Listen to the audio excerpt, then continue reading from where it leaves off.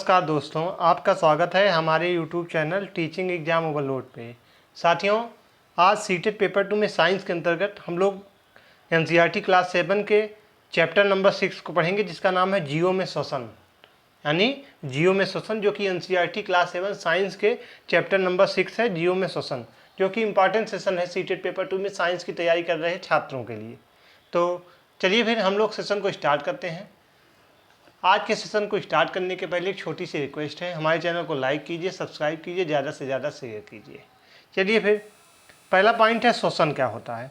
तो सभी जीवों के जीवित रहने के लिए अनिवार्य है या जीव द्वारा लिए गए भोजन से ऊर्जा को निर्मुक्त करता है। सजीवों द्वारा वायु अंदर लेने और बाहर निकालने की प्रक्रिया को श्वसन कहते हैं। श्वसन के समय जो वायु हम अंदर लेकर आते हैं उसमें ऑक्सीजन की पर्याप्त मात्रा होती है, और जो वायु हम बाहर निकालते हैं उसमें कार्बन डाइऑक्साइड की पर्याप्त मात्रा होती है। इस प्रकार हम श्वसन के समय ऑक्सीजन लेते हैं और कार्बन डाइऑक्साइड छोड़ते हैं। यह ऑक्सीजन हमारे भोजन के साथ मिलकर हमें ऊर्जा प्रदान करता है। जब हम सांस लेते हैं तो हवा में अन्य कई प्रकार की गैसें भी हमारे शरीर के अंदर आती हैं, लेकिन उसमें से सिर्फ ऑक्सीजन को ही हमारा शरीर ले लेता है और बाकी गैस बाहर निकाल देता है, जिससे सबसे ज़्यादा कार्बन डाइऑक्साइड होता है। सांस को अंदर लेना और बाहर छोड़ने की पूरी प्रक्रिया को हम लोग श्वसन तंत्र द्वारा किया जाता है। तो श्वसन क्या होता है? सभी जीवों के जीवित रहने के लिए अनिवार्य माना गया है। यह जीव द्वारा लिए गए भोजन से ऊर्जा को निर्मुक्त करता है। सजीवों द्वारा वायु अंदर लेने और बाहर निकालने की प्रक्रिया को श्वसन कहते हैं। श्वसन के समय जो वायु हम अंदर लेकर जाते हैं उसमें ऑक्सीजन की पर्याप्त मात्रा होती है, और जो वायु हम बाहर निकालते हैं उसमें कार्बन डाइऑक्साइड की पर्याप्त मात्रा होती है। इस प्रकार हम श्वसन के समय ऑक्सीजन लेते हैं और कार्बन डाइऑक्साइड छोड़ते हैं। यह ऑक्सीजन हमारे भोजन के साथ मिलकर हमें ऊर्जा प्रदान करती है। जब हम सांस लेते हैं तो हवा में अन्य कई प्रकार की गैसें भी हमारे शरीर के अंदर आती हैं, लेकिन उसमें से सिर्फ ऑक्सीजन को हमारा शरीर ले लेता है, बाकी गैस बाहर निकाल देता है, जिससे सबसे ज़्यादा कार्बन डाइऑक्साइड होता है। सांस को अंदर लेना और बाहर छोड़ने की पूरी जो प्रक्रिया होती है श्वसन तंत्र द्वारा की जाती है। श्वसन द्वारा जो वायु शरीर के अंदर लेते हैं उसमें उपस्थित ऑक्सीजन का उपयोग ग्लूकोज को कार्बन डाइऑक्साइड और जल में विखंडन के लिए किया जाता है। यह प्रक्रम में ऊर्जा निर्मुक्त होती है। तो श्वसन द्वारा जो वायु शरीर के अंदर लेते हैं उसमें उपस्थित ऑक्सीजन का उपयोग ग्लूकोज को कार्बन डाइऑक्साइड और जल में विखंडन के लिए किया जाता है। यह प्रक्रम में ऊर्जा निर्मुक्त होती है। श्वसन के प्रकार, तो बाह्य श्वसन और आंतरिक श्वसन दो प्रकार के होते हैं। बाह्य श्वसन क्या होता है? जब प्रस्थित वायु सांस के साथ अंदर ली गई हो और वायु कोशों में पहुंचती है, तब वह वायु कोशों के चारों ओर स्थित फुफ्फुस धमनियों के कोशिकीय जाल में मौजूद रक्त के नज़दीकी संपर्क में रहती है। 100 मिलीमीटर पारे के दाब पर वायु कोशों में मौजूद ऑक्सीजन 40 मिलीलीटर पार के दाब पर शरीर रक्त में मौजूद ऑक्सीजन के संपर्क में आती है। इसलिए जब तक दोनों दाब बराबर नहीं होते, गैस रक्त में फैलती रहती है। इस समय रक्त में मौजूद कार्बन डाइऑक्साइड 46 मिलीमीटर पारे के दाब पर वायु कोशिकीय कार्बन डाइऑक्साइड के संपर्क में 40 मिलीमीटर पारे के दाब पर आती है और गैस रक्त के बाहर फैलकर वायु कोशों में आ जाती है। इस प्रकार निश्वसित सांस के साथ बाहर छोड़ी गई वायु की गैसीय संरचना बदल जाती है, अर्थात इसमें ऑक्सीजन कम और कार्बन डाइऑक्साइड अधिक रहती है, लेकिन नाइट्रोजन की मात्रा बराबर रहती है। वहीं आंतरिक श्वसन की बात की जाए तो बाह्य श्वसन में वायु कोशों में मौजूद ऑक्सीजन फैलकर धमनियों की कोशिकाओं के रक्त में मिल जाता है। तो बाह्य श्वसन में क्या होता है? इसमें वायु कोशों में मौजूद जो ऑक्सीजन होता है वह फैलकर धमनियों की कोशिकाओं के रक्त में मिल जाता है। कुछ ऑक्सीजन रक्त प्लाज्मा में घुल जाती हैं तथा बाकी हीमोग्लोबिन से संयुक्त हो जाती हैं, जिससे ऑक्सी हीमोग्लोबिन कहते हैं। यह शुद्ध रक्त माना जाता है और यह शुद्ध रक्त फुफ्फुस शिराओं द्वारा हृदय के बाएं आलिंद में पहुंचता है, फिर बाएं नीले से पहुंचकर महाधमनी और इसकी शाखाओं और उपशाखाओं से होता हुआ पूरे शरीर में फैल जाता है। शरीर की ऊतक कोशिकाओं और धमनियां रक्त कोशिकाओं से रक्त के बीच गैसों का आदान प्रदान होता है। यहाँ ऊतक कोशिकाओं में ऑक्सीजन का दाब कम रहता है, जिससे विसरण फैलाव द्वारा रक्त की ऑक्सीजन कोशिकाओं की भित्तियों को पार करके ऊतक कोशिकाओं में चली जाती है और इसकी मात्रा ऊतकों की सक्रियता पर निर्भर करती है। इसी समय ऊतकों में बनी कार्बन डाइऑक्साइड कार्बोहाइड्रेट में वसा का एक त्याज्य पदार्थ माना गया है। फैलते हुए कोशिकाओं में रक्त में पहुंच जाती है। इस प्रकार रक्त और ऊतक कोशिकाओं के बीच गैसों का आदान प्रदान अर्थात आंतरिक श्वसन होता है। इन कोशिकाओं का कार्बन डाइऑक्साइड युक्त आधार अशुद्ध रक्त क्रमशः बड़ी शिराओं में होता हुआ अंत में ऊर्ध्व व निम्न महाशिराओं द्वारा हृदय के दाएं अलिंद में पहुंचता है। कोशिकीय श्वसन क्या होते हैं? तो कोशिका में भोजन के विखंडन के प्रक्रम में ऊर्जा होती है, जिसे कोशिकीय श्वसन कहते हैं।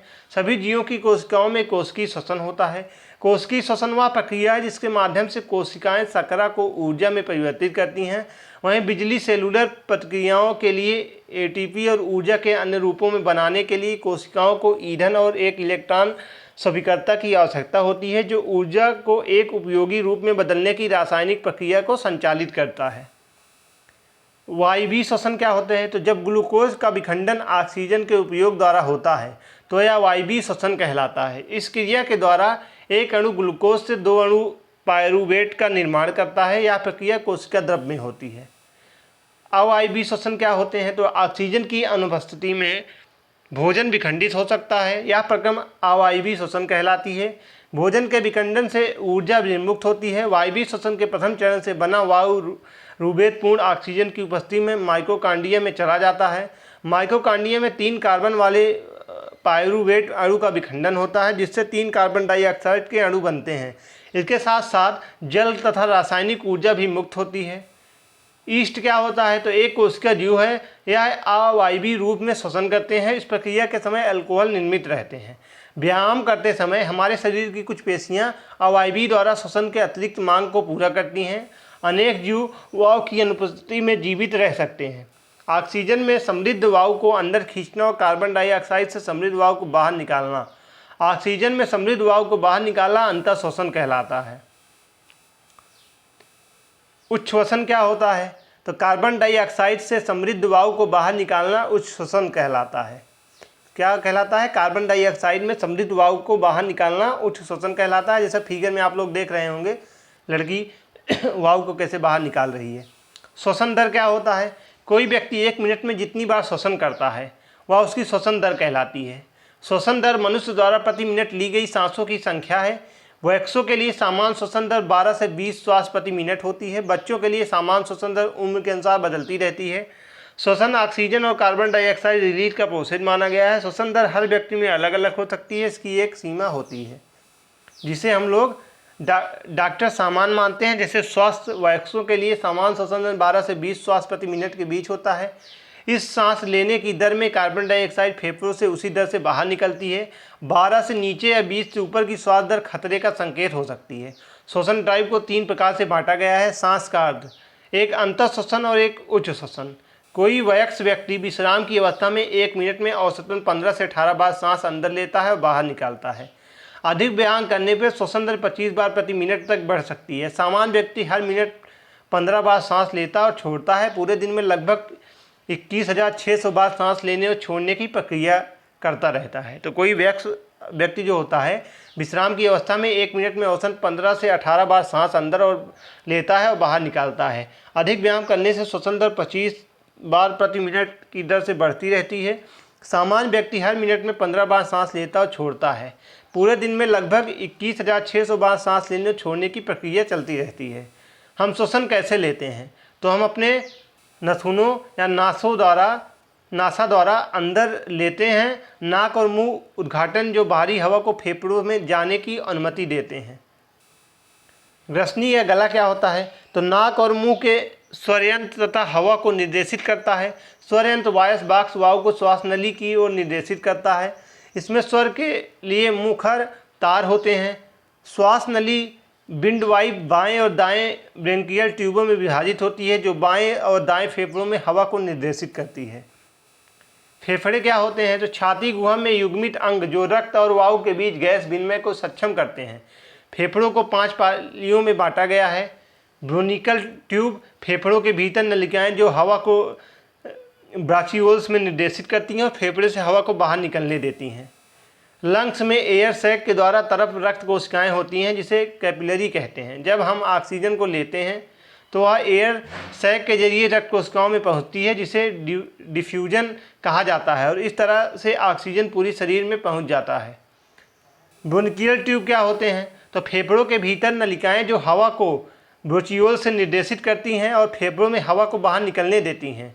तो ब्रोंकाइट्स फेफड़ों के ब्रोची बड़े और मध्यम आकार के वायु मार्ग की सूजन है। लक्षणों में श्लेष्म खांसी, गड़गड़ाहट, सांस की तकलीफ और सीने में असुविधा शामिल है।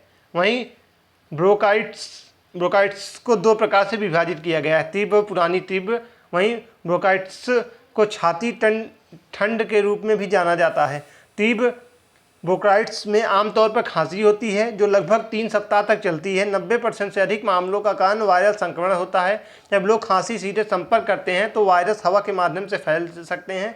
वहीं जोखिम कारकों में तंबाकू, धुएं, धूल और अन्य वायु प्रदूषण के संपर्क में शामिल होते हैं।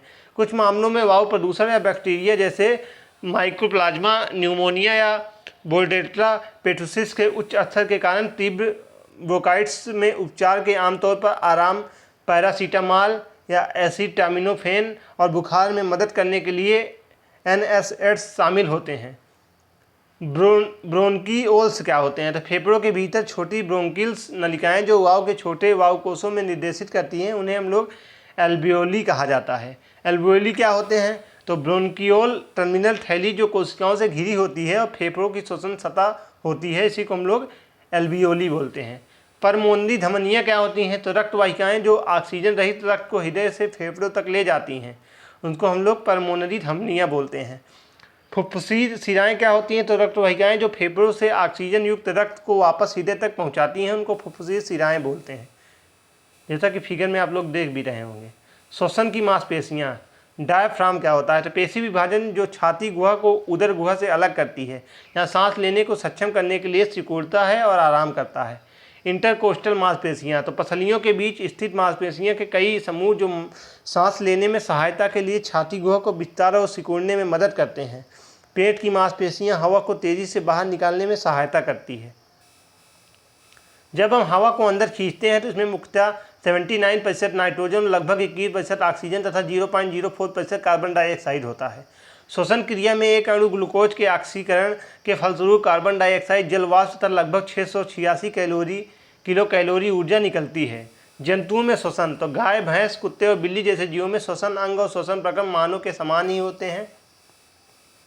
कॉकरोच, कीटों में गैस के विनिमय के लिए वायु नलियों का जाल बिछा होता है। केंचुओं में गैसों का विनिमय उसकी आद्य त्वचा के माध्यम से होती है। मछलियों में क्लोम या गिल का प्रयोग करते हैं।